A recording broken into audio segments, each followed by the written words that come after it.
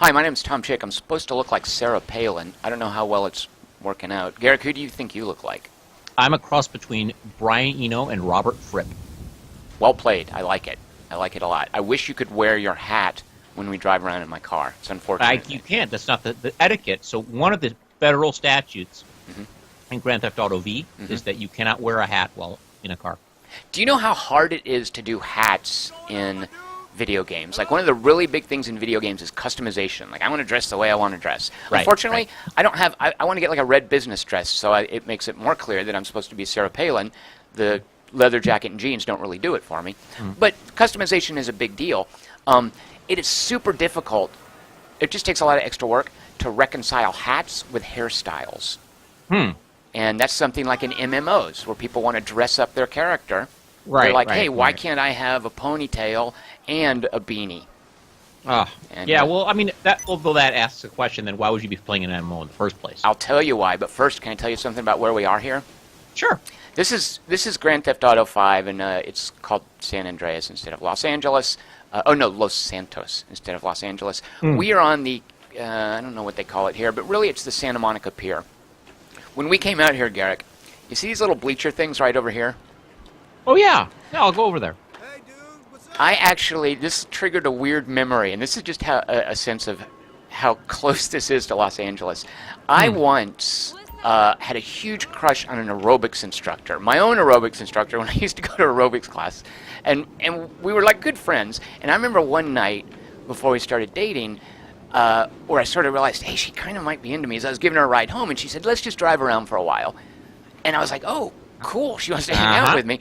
So we drove around literally like all night, and there was this, we ended up here, coming out, like parking at Santa Monica like 3 in the morning, and then walking out and sitting on these little bleachers right here. And this is a Turkish aerobics instructor that I ended up dating for a while. So I just thought of that when we ended up out here. And did somebody come and just pop a cap in like half the people while you guys were sitting there? We did not murder any prostitutes and take their money. We didn't, we didn't wreck any cars. We didn't get in a tank and drive around and kill people. That's weird. So Is that that's stuff that happens in LA every day, right? it's the kind of stuff that you would expect in an online game, but it's something that, by the way, you can't do in an MMO because they have very strict rules about how you can affect the world. Right. MMOs tend to be very, very static. Like, you can't... When you do a quest in an MMO, it has to reset. Right. I hate that. Yeah. Well, the thing is, I when I was playing MMOs, when I started playing MMOs, you'd have the quest giver, Right. and there would be a guy behind you, like, waiting for the quest giver to give him the quest, and I would turn around to the guy and say, look, I already killed the guy, he's already dead, so you don't need to go do that anymore. I like, think the that... world, and that never worked. Like, they kept killing that guy. It's very strange. I do that too, and I think I got that from you, I guess. And I'm pretty proud of myself for being clever, and I should realize, no, I'm just saying something Bruce already did. So what MMOs have you played that you hate the least? Oh, I can tell you right now. I mean, the MMO I hated the least was Dark Age of Camelot, because it was the first MMO I ever played. It's before you knew how terrible they were as a genre, Yeah, right? exactly. Yeah, Right. Now, did you play it much? Like, did you get to, quote, the end game? No, I never did. I never got into the raiding part of which I understand from a friend of mine is one of the best parts of the game. Is actually the best part of the game. I wouldn't even go so far, Geryk, as to say it's the raison d'être. Oh my gosh, this French new criticism.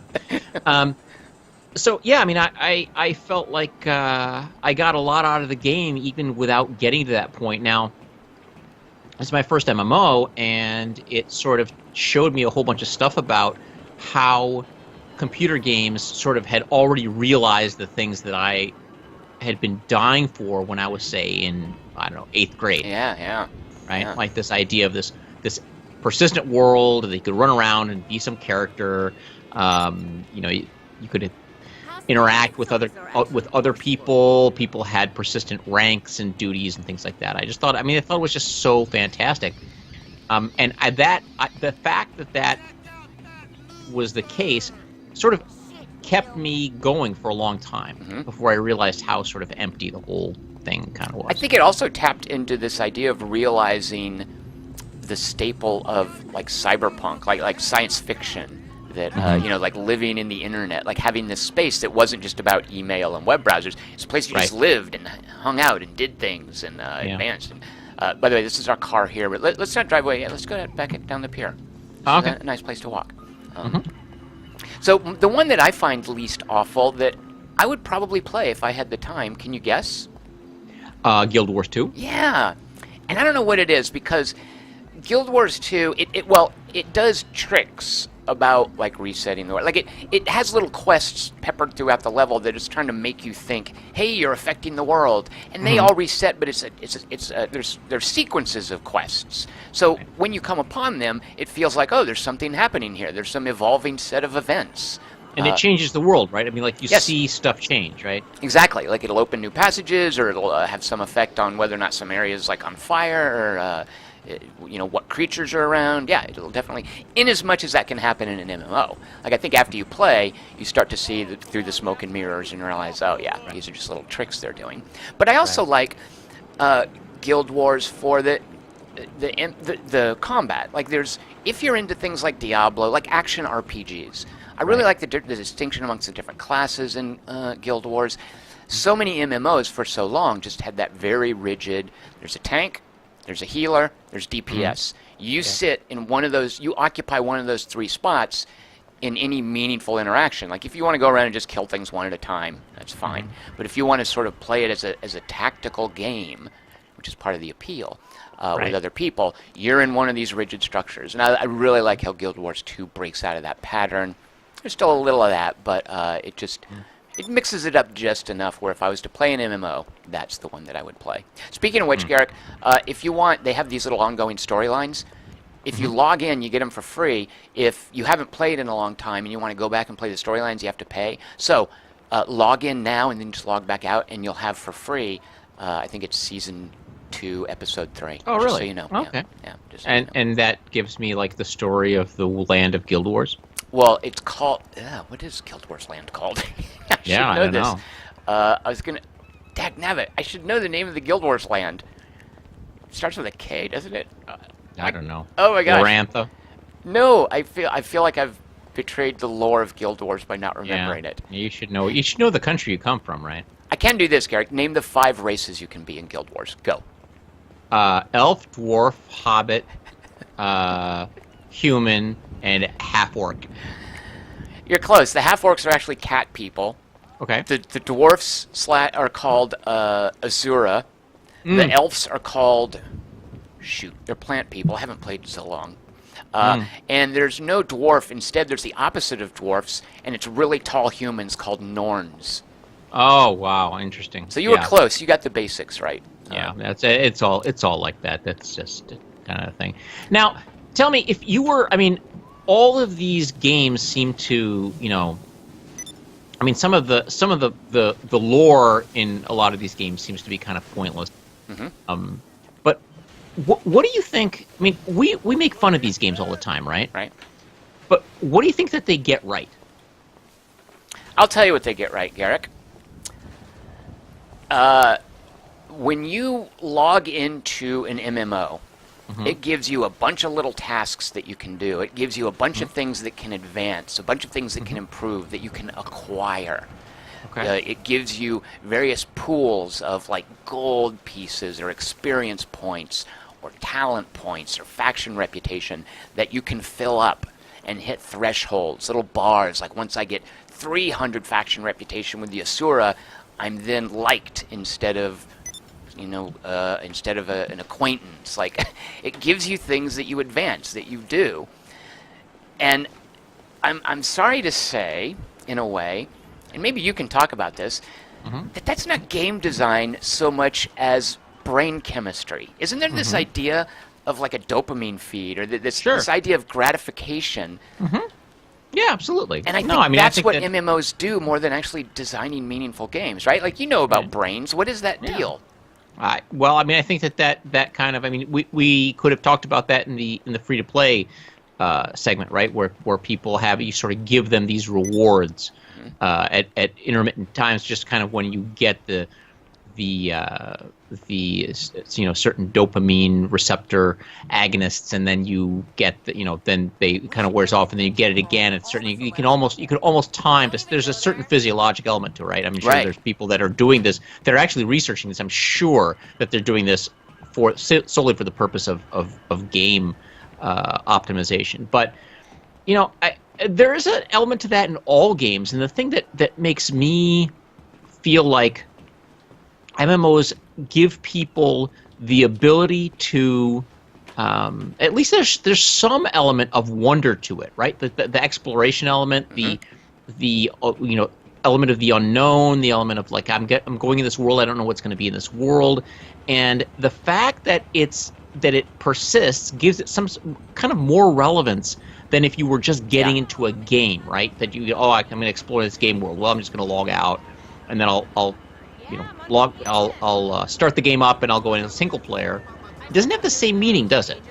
And I have to say, I find that affecting other games I play. Like, if there is a game that doesn't have some sort of online persistence, whether it's a high score, or here, we're both, by the way, in Grand Theft Auto Online 5, we're both level 2. Or actually, you're level 2. I'm not level 2. What am I, real quick? Hold on. You're level like 1,000,000. I am. What level am I? But if this was just a save on my hard drive somewhere that I might accidentally delete sometime, I honestly would care less about it. Like the fact, for whatever reason, that this exists persistently along with other people's stats and progression. Right. That weirdly matters to me. Like the fact of that matters, even though it has just no real practical relevance. Yeah. And even fantastic game design, like I like high scores. Like if there's a game, a strategy game, I want it to remember what my score was. And I don't want that to just be a file on my hard drive. I need that online where theoretically someone could go online and say, wow, Tom got this many points. And yeah, MMOs definitely appeal to that. If it was just a server that I hosted on my own, I don't know that I would care so much about it. That's weird, isn't it? I agree. I also find MMOs are so prone to being affected by business models, like the subscription model, with having to churn out new content so people would re-up, and so many of them going to free to play because of all this competition. Do you want to go get a big puffa? The big puffa. Yeah, look here. It's apparently you can eat those little like blowfish. Those are poisonous though. Don't eat those. Is that what they're selling here? Go in there? I think they're closed. Actually, don't get so close to the texture here, because then you can see it's just one-dimensional. You're supposed to stand back here, so it sort of creates the illusion of there's actually something in there. Oh, so I see. Stand back here. Don't. Yeah, when you get into a game, and this applies to MMOs, any other game, Geryk, don't look too closely. Right. Yeah. That'll always help. Don't try to have a conversation with the NPC that's giving you the quest, because if you ask him why this quest is so important, and maybe there are other ways of looking at the quest, and maybe has he really examined his motives and his prejudices, he just wants to give you the quest. Plus, you're not going to read the text anyway. Like if you, sometimes you can ask questions, and it'll, there'll be canned questions, but you're just going to skip over the text anyway. Someone knocked over this traffic cone, which could be a problem because someone might then believe they could drive out here. Could you? How would we turn this? that Can we back fix up? that? Yeah, press E. E? I'm going to press E. No, I can't. Whoa, sorry, press F. No, it doesn't. Oh no! Whoops! I screwed up. It's the I key. Like press I. I? No, oh, sorry. Shift I. If you hold down Shift I, you'll stand that traffic cone up. I get where you're going with this, Town Chick. I get where you're going with this. Yeah. So, so you can't do anything to it, can you? Cannot. No. And there's always that problem where you can't interact with the environment to the extent that you want. Right. So the extent, actually, let's go over to this this Ferris wheel. I'm going to now put a test. I don't think there was an MMO called The Secret World, which I really liked for its different theming. Like it was horror based, right? And they did a good job, like homaging Stephen King and some Stuart Gordon movies and Lovecraftian horror. And they had an amusement park level.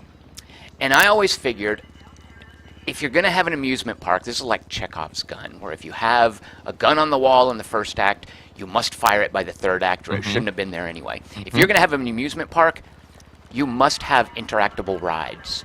Well, so, where's the ride? Oh, there you are. There's a Ferris wheel, there's a roller coaster. I expect we should be able to get on at least one of them. Let's find the ticket booth. All right, bang a beaver. Oh my gosh. What? Oh, that's whack-a-mole. I thought that was the name. Still, What that is are you weird. talking about? Look, that's what that whack-a-mole is called. It's not whack-a-mole. It's bang a beaver. I can't imagine you would be so mean to aquatic animals. What is the so? Name one mammal that lays eggs. A mammal that lays eggs. Yeah. A platypus. Geryk, dadgummit, don't answer. You're not supposed to answer the questions I ask you, so that I can give the answer. I got you. All right. So, is I'm this? following you around running, but I can't figure out what's going on. Well, we're trying to find the intro. Oh, here we go. Look, Geryk, look. It's the Leviathan, a little biblical reference from the book of Job. Let's this come must in be here. where all the evangelicals are, huh? I just jumped the. I jumped the thing too. Yeah. There's not a line, which is good. That's a good sign. First of all, okay. Let's see. Maybe closed, but I ain't gonna. Well, it's running. Watch. Let's sit here, Where? and I want. Oh, is it running? Okay, look, Geryk. Get in. Oh, how do I get in? I don't know. F for freaking get in. All right, maybe stand on it. Can you stand on it like me? Oh, here I Oh, go. no, I'm you're- in. I got in. Can we? You sit it. How did you do that? I hit sit down. Freaking sit down. Oh, F. No, you're right. It's giving me a E. It's E to write. The cost is $10. Okay. Geryk, I love Grand Theft Auto 5. It anticipated my complaint that if you're gonna, it's Chekhov's roller coaster. Grand Theft Auto's roller coaster is what we've got here. Yeah. That's true. You wouldn't. So that was my problem in Secret World. You couldn't ride the roller coaster in Secret World. Very, very disappointed. All right, press spacebar to raise your hands, Geryk. I want your hands in the air, like you just don't care. What does this do? What do you mean? What does it do? It When immerses. you raise your hands in the air. It immerses you into the world. Maybe you get an XP Why? bonus. Why does raising your hands in the air immerse you in the world? Have you never ridden a roller coaster, Geryk? No, I don't think I have.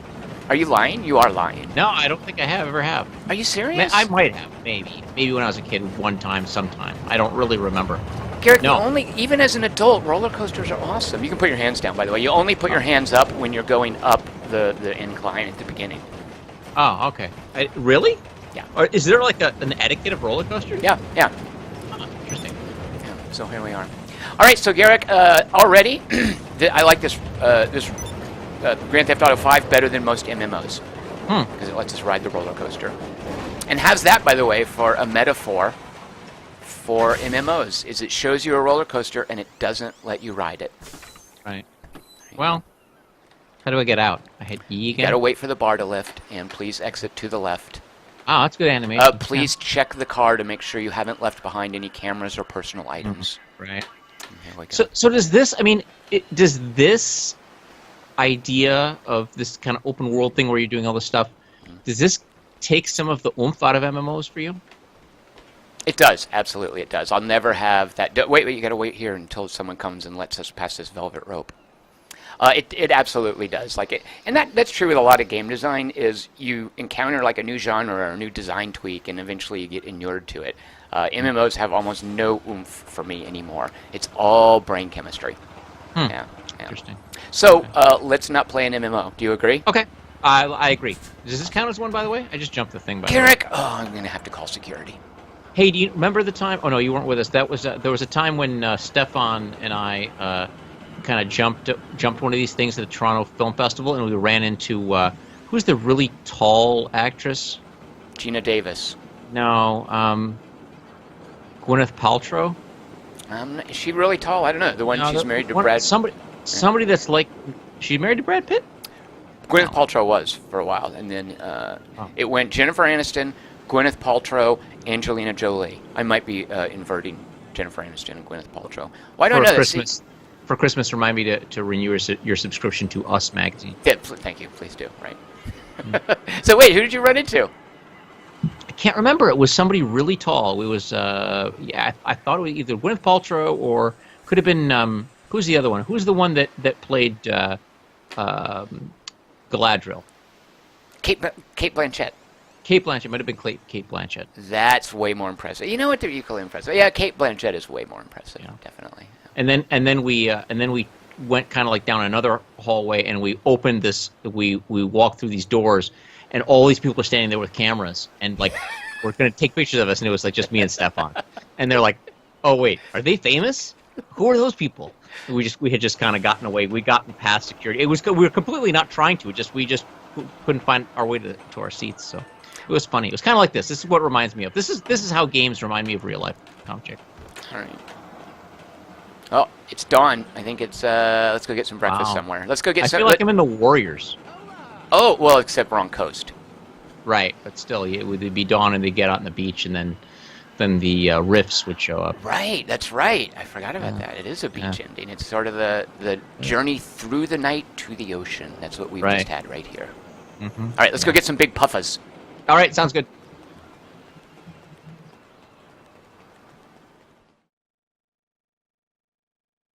Look at that car on the right. Why aren't we in that?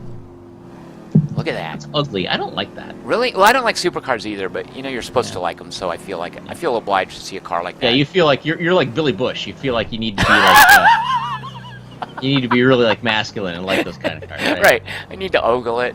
I need to make some comment about it. Right.